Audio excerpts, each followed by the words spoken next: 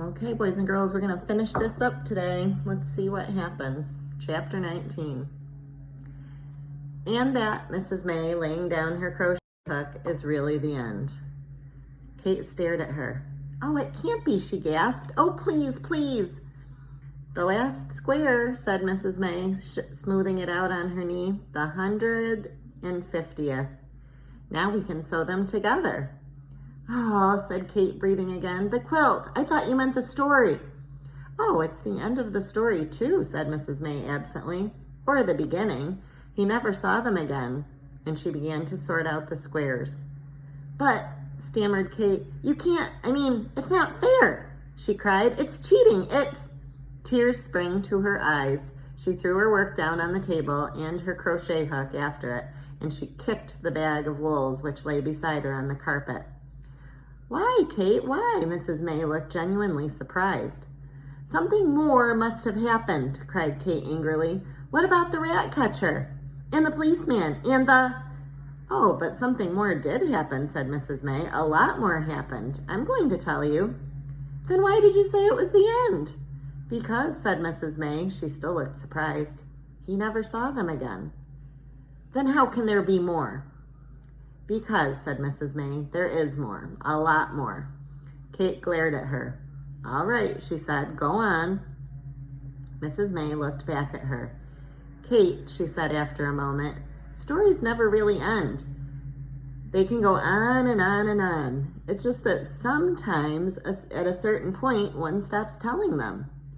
But not at this kind of point, said Kate. Well, thread your needle, said Mrs. May, with gray wool this time, and we'll sew these squares together. I'll start at the top, and you can start at the bottom. First a gray square, then an emerald, then a pink, and so on. Then you didn't really mean it, said Kate irritably, trying to push the folded wool through the needle, when you said he never saw them again. But I did mean it, said Mrs. May. I'm telling you just what happened. He had to leave suddenly at the end of the week because there was a boat for India and a family who could take him. And for 3 days before he left, they kept him locked up in those 2 rooms. For 3 days? Exclaimed Kate. Yes. Mrs. Driver, it seemed, told Aunt Sophie that he had a cold. She was determined, you see, to keep him out of the way until she'd gotten rid of the borrowers. And did she? Asked Kate. Did they all come? The policeman and the rat catcher and the sanitary inspector didn't come, at least not while my brother was there. And they didn't have the rat catcher from the town hall, but they had the local man. The police came, Mrs. May laughed. During those 3 days, Mrs. Driver used to give my brother a running commentary on what was going on below. She loved to grumble, and my brother, rendered harmless and shut away upstairs, became kind of a neutral. She used to bring his meals up, and on that first morning, she brought all the doll's furniture up on the breakfast tray and made my brother climb the shelves and put it back in the doll's house. It was then she told him about the policeman. Furious, he said she was. Why? Asked Kate. Because the policeman turned out to be Nellie Runacre's son Ernie, a boy Mrs. Driver had chased many a time for stealing russet apples from the tree by the gate. A nasty, thieving, good-for-nothing dribbit of no good, she told my brother. Sitting down there, he is now in the kitchen, large as life, with his notebook out, laughing fit to bust, 21, and he says he is now, and as cheeky as you make them. And was he? Asked Kate, round-eyed, a dribbit of no good? Of course not. Any more than my brother was. Ernie Runacre was a fine, upstanding young man and a credit to the police force. And he did not actually laugh at Mrs. Driver when she told him her story, but he gave her what Crampfurl spoke of afterwards as an old-fashioned look when she described homily in bed. Take more water with it, it seemed to say. More water with what? Asked Kate. The fine old pale Madeira, I suppose, said Mrs. May, and Great Aunt Sophie had the same suspicion. She was furious when she heard that Mrs. Driver had seen several people when she herself, on a full decanter, had only risen to 1 or at most 2. Crampfurl had to bring all the Madeira up from the cellar and stack the cases against the wall in the corner of Aunt Sophie's bedroom, where, as she said, she could keep an eye on it. Did they get a cat? Asked Kate. Yes, they did, but that wasn't much of a success either. It was Crampfurl's cat, a large yellow torn with white streaks in it. According to Mrs. Driver, it had only 2 ideas in its head: to get out of the house or into the larder. Talk of borrowers, Mrs. Driver would say as she slammed down the fish pie for my brother's luncheon. That cat's a borrower if there ever was one. Borrowed the fish, that cat did, and a good half bowl of egg sauce. But the cat wasn't there long. The first thing the rat catcher's terriers did was to chase it out of the house. There was a dreadful set to, my brother said. They chased it everywhere, upstairs and downstairs, and in and out of all the rooms, barking their heads off. The last glimpse my brother had of the cat was streaking away through the spinney and across the fields with the terriers after it. Did they catch it? No, Mrs. May laughed. It was still there when I went, a year later, a little morose, but as fit as a fiddle. Tell about when you went. Oh, I wasn't there long, said Mrs. May rather hastily, and after that house was sold, my brother never went back. Kate stared at her suspiciously, pressing her needle against the center of her lower lip. So they never caught the little people, she said at last. Mrs. May's eyes flicked away. No, they never actually caught them. But, she hesitated, as far as my poor brother was concerned, what they did so seemed even worse. What did they do? Mrs. May laid down her work and stared for a moment, thoughtfully at her idle hands. I hated the rat catcher, she said suddenly. Why, did you know him? Everybody knew him. He had a walleye and his name was Rich William. He was also the pig killer, and well, he did other things as well. He had a gun, a hatchet, a spade, a pickaxe, and a contraption with bellows for smoking things out. I don't know what the smoke was exactly, poison fumes of some kind, which he made himself from herbs and chemicals. I only remember the smell of it. It clung around the barns or wherever he'd been. You can imagine what my brother felt on that third day, the day he was leaving, when suddenly he smelled that smell. He was all dressed and ready to go. The bags were packed and down in the hall. Mrs. Driver came and unlocked the door and took him down the passage to Aunt Sophie. He stood there, stiff and pale, in gloves and an overcoat, beside the curtained bed. Seasick already? Aunt Sophie mocked him, peering down at him over the edge of the great mattress. No, he said. It's that smell. Aunt Sophie lifted her nose. She sniffed. What smell is it, Driver?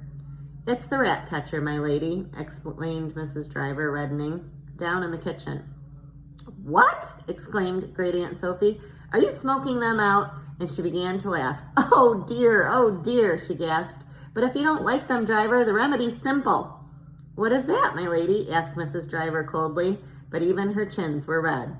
Helpless with mirth, Aunt Sophie waved a ring hand toward her. Her eyes were screwed up and her shoulders shaking. Keep the bottle corked, she managed at last, and motioned them weakly away. They heard her laughing still as they went down the stairs. She don't believe in them, muttered Mrs. Driver, and she tightened her grip on my brother's arm.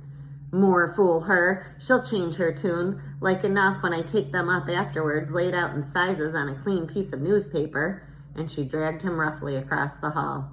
The clock had been moved, exposing the wainscot, and as my brother saw at once, the hole had been blocked and sealed. The front door was open as usual, and the sunshine streamed in. The bags stood there beside the fiber mat, cooking a little in the golden warmth. The fruit trees beyond the bank had shed their petals and were lit with tender green transparent in the sunlight. Plenty of time, said Mrs. Driver, glancing up at the clock. The cab's not due until 3:30. The clock stopped, said my brother. Mrs. Driver turned. She was wearing her hat and her best black coat, ready to take him to the station. She looked strange and tight and chapel-going, not a bit like Driver. So it was, she said. Her jaw dropped and her cheeks became heavy and pendulous. It's moving it, she decided after a moment. It'll be all right, she went on. Once we get back, Mr. Frith comes on Monday. And she dragged again at his arm above the elbow. Where are we going? He asked, holding back. Along to the kitchen. We've got a good 10 minutes. Don't you want to see them caught? No, he said, no, and he pulled away from her. Mrs. Driver stared at him, smiling a little. I do, she said. I'd like to see him close. He puffs this stuff in and they come running out. At least that's how it works with rats.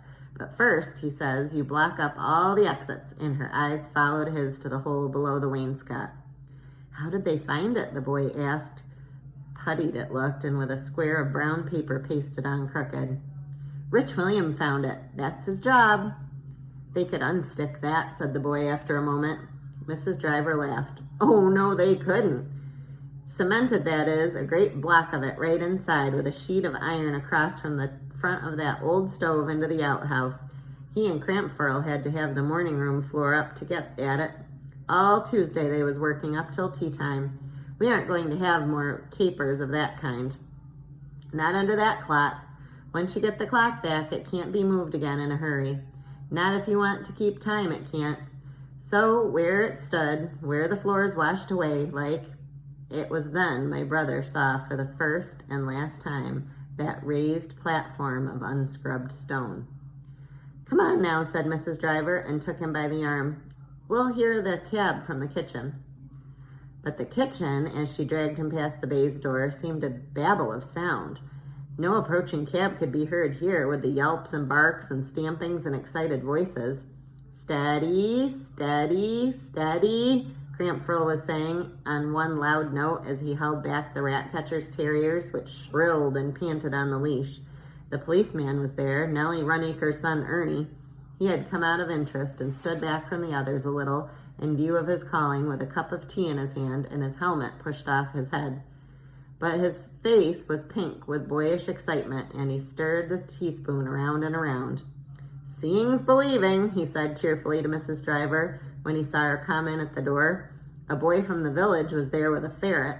It kept sort of pouring out of his pocket, my brother said, and the boy kept pushing it back. Rich William himself was crouched on the floor by the hole. He had lighted something beneath a piece of sacking, and the stench of its smoldering eddied about the room. He was working the bellows now, with infinite care, stooping over them, rapt and tense. My brother stood there as though in a dream. Perhaps it was a dream, he said to me later, much later, after we were all grown up. He gazed round the kitchen. He saw the sunlit fruit trees through the window and a bough of the cherry tree which stood upon the bank. He saw the empty teacups on the table with spoons stuck in them, one without a saucer, he saw. Propped against the wall close beside the baize door, the rat catcher's belongings, a frayed coat patched with leather, a bundle of rabbit snares, 2 sacks, a spade, a gun, and a pickaxe. Stand by now, Rich William was saying. There was a rising note of excitement in his voice, but he did not turn his head. Stand by, ready now to slip the dogs.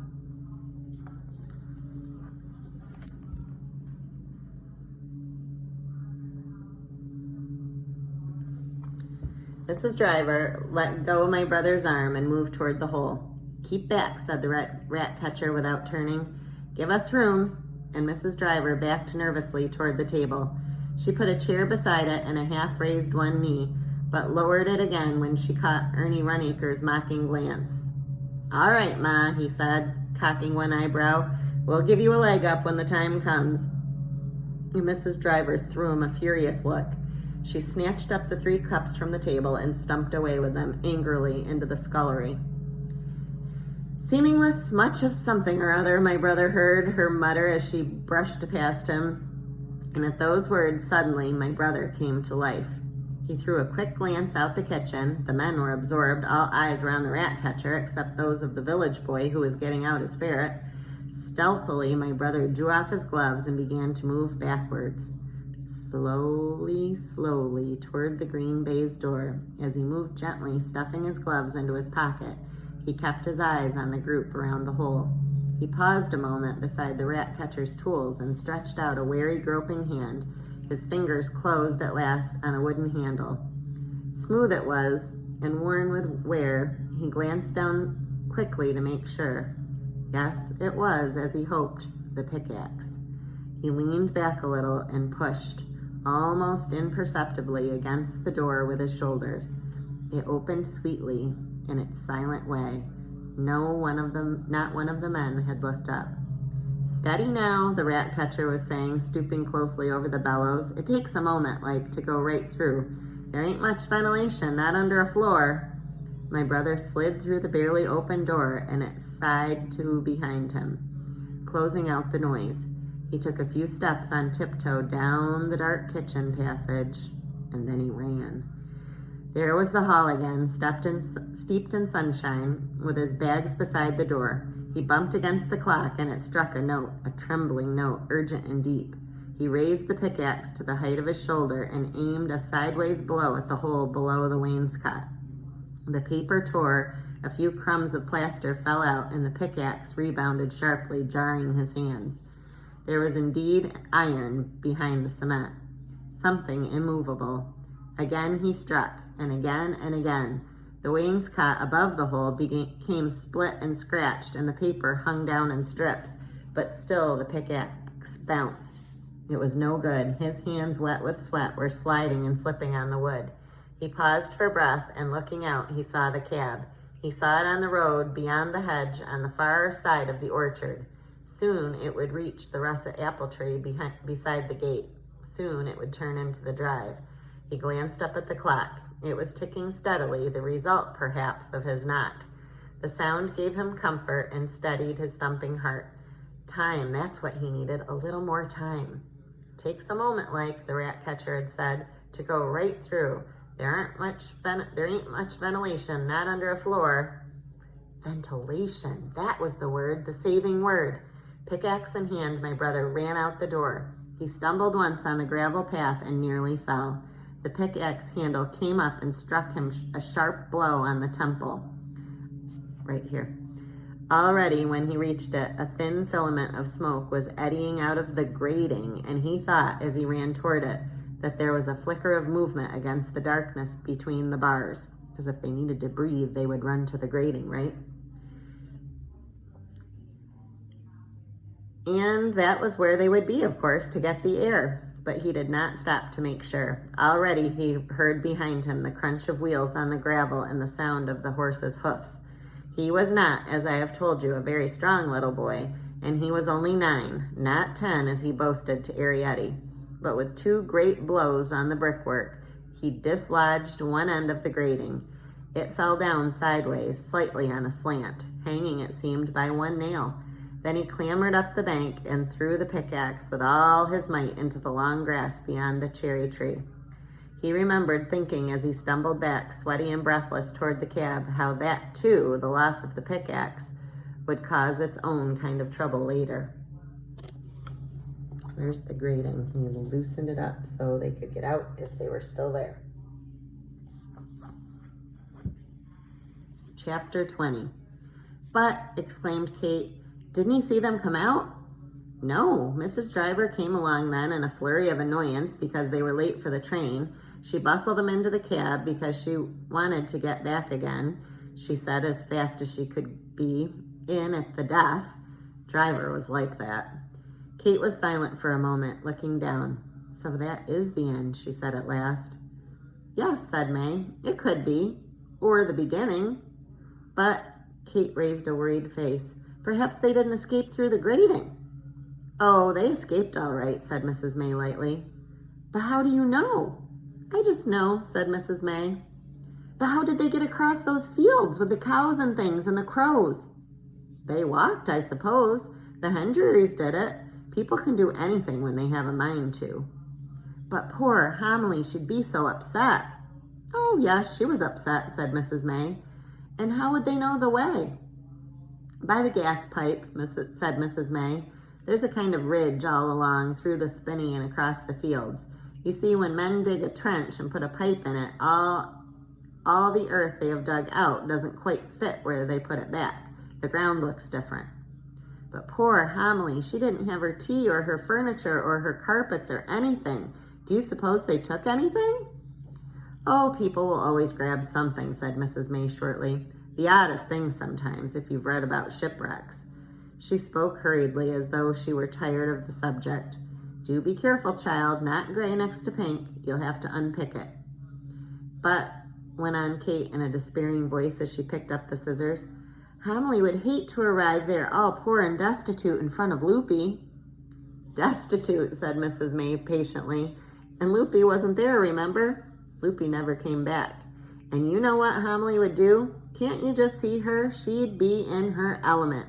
She would tie on her apron at once and cry, "These poor silly men," and she'd bustle and fuss and cook and clean and make them wipe their feet when they came in. On what? Asked Kate. On a piece of moss, of course, laid down at the door. Were they all boys? Kate asked after a moment. Yes, harpsichords and clocks, and they would spoil Arrietty dreadfully. What did they eat? Did they eat caterpillars, do you think? Oh, goodness, child, of course they didn't. They had a wonderful life, all that Arrietty ever dreamed of. They could live very well. Badger setts are almost like villages, full of passages and chambers and storehouses. They could gather hazelnuts and beechnuts and chestnuts. They could gather corn, which they could store and grind into flour just as humans do. It was all there for them. They didn't even have to plant it. They had honey. They could make elderflower tea and lime tea. They had hips and haws and blackberries and sloes and wild strawberries. The boys would fish in the stream, and a minnow to them would be as big as a mackerel is to you. They had birds' eggs, any amount of them, for custards and cakes and omelets. You see, they would know where to look for things. And they had greens and salads, of course. Think of a salad made of those tender shoots of young hawthorn. Bread and cheese, we used to call it, with sorrel and dandelion and a sprinkling of thyme and wild garlic. Homily was a good cook, remember? It wasn't for nothing that the clocks had lived under the kitchen. But the danger, cried Kate, the weasels and the crows and the stoats and all those things. Yes, agreed Mrs. May. Of course there is danger. There's dangers everywhere, but no more for them than for many human beings. At least, they didn't have wars. And what about the early settlers in America? And those people who farm in the middle of the big game country in Africa and on the edge of the jungles in India? They get to know the habits of the animals. Few animals kill for the sake of killing. Even rabbits know when a fox isn't hunting. They will run quite near him, and when he's full fed and lazing in the sun. These were boys, remember? They would learn to hunt for the pot and how to protect themselves. I don't suppose Arrietty and Homily would wander afield. Arrietty would, said Kate. Yes, agreed Mrs. May, laughing. I suppose Arrietty would. So they'd have meat, said Kate. Yes, sometimes, but borrowers are borrowers, not killers. I think, said Mrs. May, that if a stoat, say, killed a partridge, they would borrow a leg. And if a fox killed a rabbit, they'd use the fur? Oh, yes, for rugs and things. Supposing, said Kate, when they had a little roast, they skinned haws and baked them. Would they taste like browned potatoes? Perhaps, said Mrs. May, but they couldn't cook in the Badger set. I suppose they cooked out of doors. How would they keep warm then in the winter? Do you know what I think, said Mrs. May. She laid down her work and leaned forward a little. I think that they didn't live in the Badger set at all. I think they used it, with all its passages and storerooms, as a great honeycomb of an entrance hall. None but they would know the secret way through the tunnels which led at last to their home. Borrowers love passages, and they love gates, and they love to live a long way from their own front doors. Where would they live then, May? About the gas pipe? Oh, yes, cried Kate. I see what you mean. The soil's all soft and sandy up there. I think they'd go right through the Badger set and dig out a circular chamber level with a gas pipe. And off this chamber, all around it, there'd be little rooms like cabins. And I think, said Mrs. May, that they'd bore 3 little pinholes in the gas pipe. One would be so tiny they could hardly see it, and that one would always be a light. The other 2 would have stoppers in them, which, when they wanted to light the gas, they would pull out. They would light the bigger ones from the small burner. That's where they'd cook, and that would give them light. But would they be so clever? Oh, but they are clever, Mrs. May assured her. Very clever. Much too clever to live near a gas pipe and not use it. They're borrowers, remember? But they'd want a little air hole. Oh, said Mrs. May quickly, they'd have one. How do you know? Asked Kate. Because once when I was up there, I smelled hot pot. Oh, cried Kate excitedly. She twisted round and knelt above on the hassock. So did you go up there? So that's how you know? You saw them too? No, no, said Mrs. May, drawing back a little in her chair. I never saw them, never. But you went up there. You know something. I can see you know. Yes, I went up there. Mrs. May stared back into Kate's eager face. Hesitant, she seemed, almost a little guilty. Well, she conceded, at least I'll tell you. For what it's worth, when I went to stay in that house, it was just before Aunt Sophie went into the nursing home. I knew the place was going to be sold, so again, Mrs. May hesitated, almost shyly. Well, I took all the furniture out of the doll's house and put it in a pillowcase and took it up there. I bought things, too, out of my pocket money, tea and coffee beans and salt and pepper and cloves and a great packet of lump sugar, and I took the whole lot of little pieces of silk which were over from making a patchwork quilt, and I took them some fish bones for needles.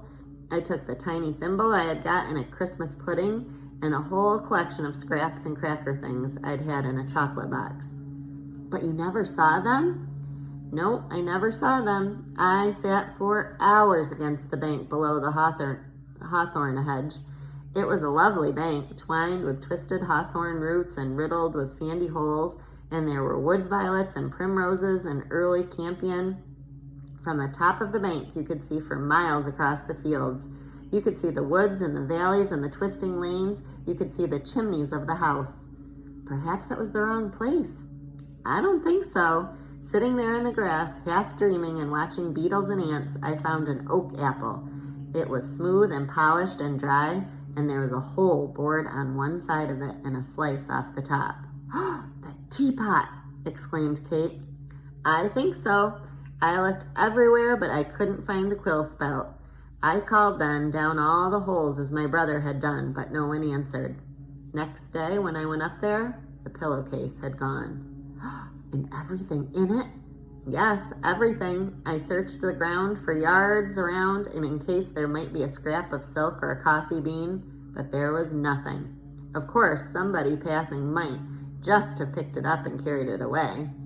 "That was the day," said Mrs. May, smiling, "that I smelled hot pot." "And which was the day," asked Kate, "that you found Ariette's diary?" Mrs. May laid down her work. "Kate," she began in a startled voice, and then uncertainly she smiled. "What makes you say that?" Her cheeks had become quite pink. "I guessed," said Kate. "I knew there was something you wouldn't tell me. Like reading somebody else's diary." "It wasn't the diary," said Mrs. May hastily, but her cheeks had become even pinker. "It was that book called Memoranda." There's the little teapot tipped over.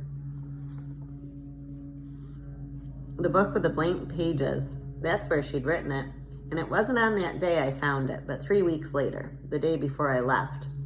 Kate sat silent, staring at Mrs. May. After a while, she drew a long breath. "Then that proves it," she said finally, "underground chamber and all." "Not quite," said Mrs. May. "Why not?" asked Kate. "Ariette used to make her E's like little half moons with a stroke in the middle." "Well," said Kate. Mrs. May laughed and took up her work again. "My brother did too," she said. And that's the end. So we still don't know if it's real or if her brother told a really good story. But it was a really good story, right? So tomorrow I'm going to read to you a chapter from The Borrower's Afield. And it says, in the next Borrower's adventure, Pod, Homily, and Ariette take up life in a boot after being driven from their home in the big house. So we will read that tomorrow. Have a good night.